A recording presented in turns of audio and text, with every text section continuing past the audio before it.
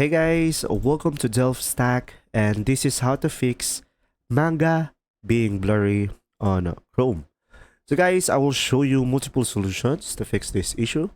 The very first one is the practical way, is you can just simply go for the google.com/SafeSearch. So over here, as you can see, we have the safe search settings on our Chrome.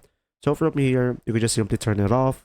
So you will have three options. You will either have a filter, you will have a blur. So I recommend going for the off if you want to fix this issue. Now, if it doesn't work, what you could try to do is you could just simply try zooming out and zooming in into your Chrome, and mostly this can fix your issue.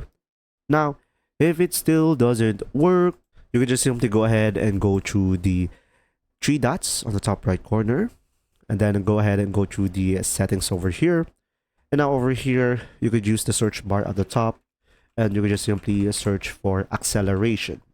So from here, we just need to turn off use graphic acceleration when available, and you can just simply relaunch the Google Chrome to apply the changes that we did. And from here, you should be able to fix the issue. If you found this video helpful, please like and subscribe. And if you have any questions, just simply go ahead and comment down below, and we will do our best to answer them all. And see you in the next video.